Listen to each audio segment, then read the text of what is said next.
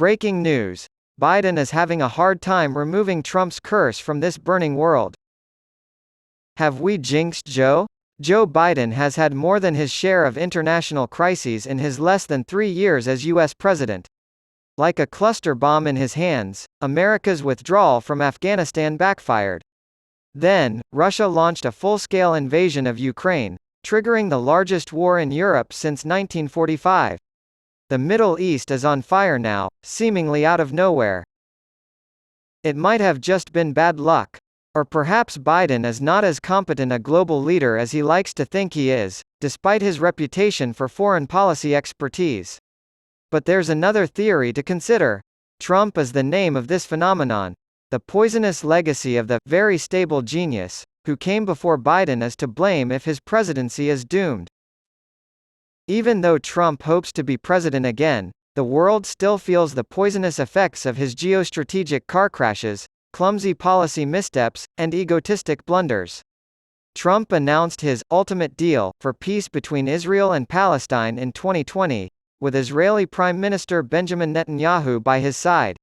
His proposal crushed Palestinian hopes for a sovereign state while giving Jerusalem and large portions of the West Bank and Jordan Valley to Israel.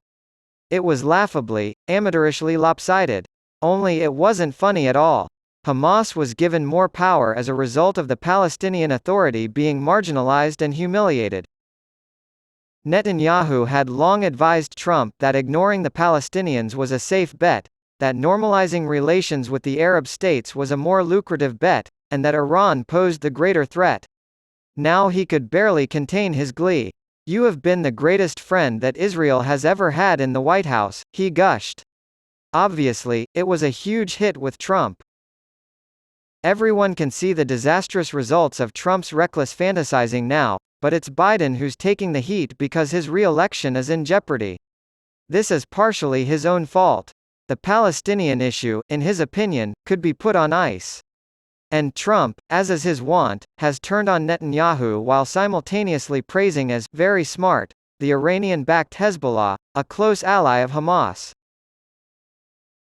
The biggest foreign policy blunder made by the United States since the invasion of Iraq was Trump's decision in 2018 to unilaterally renege on the West's UN-backed nuclear counter-proliferation accord with Iran.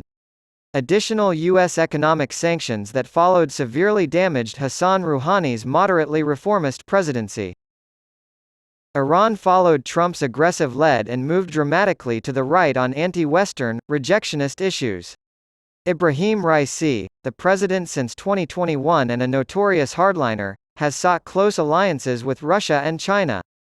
At home, dissenters, especially those fighting for women's rights, are brutally repressed by a clerical oligarchy led by the corrupt and anti-democratic Ayatollah Ali Khamenei. Mahsa Yazdani is the mullah's latest victim. To speak out against the killing of her son, Mohammad Javad Zahidi, by security forces was her crime, for which she was imprisoned for 13 years. This sort of persecution is quite common. Things inside and outside of Iran could look very different now if Trump had stuck to the Obama-Biden policy of engagement, which was supported by Britain and the EU.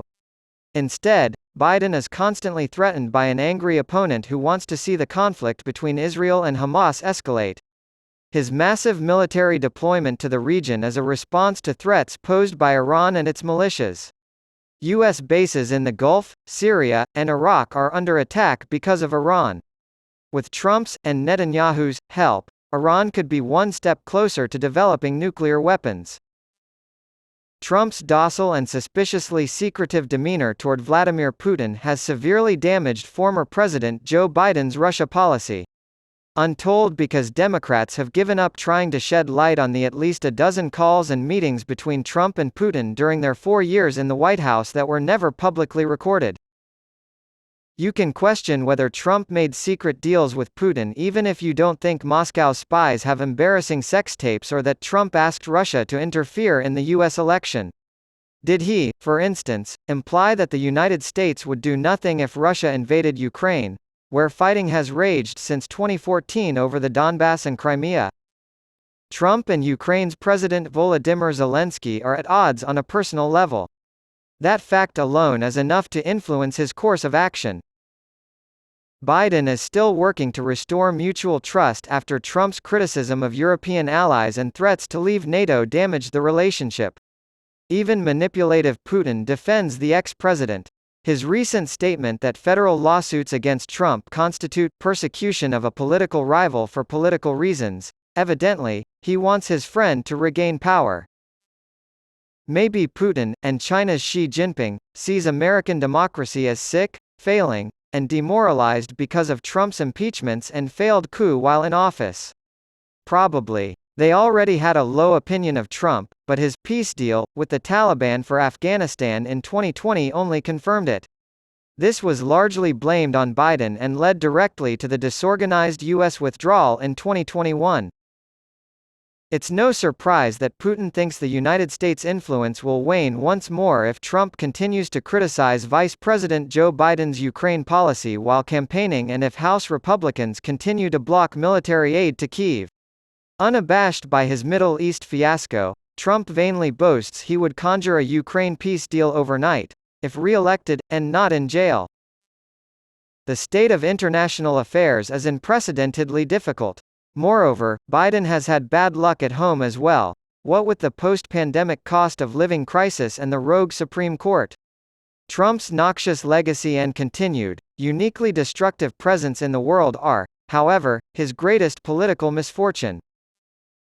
He is more than just an opponent hoping for the downfall of an 80-year-old president. Symbolically, Trump is nemesis. He represents everything that lies beyond the light, every monstrosity that waits in the shadows, every internal enemy. He's Joe's Jonah.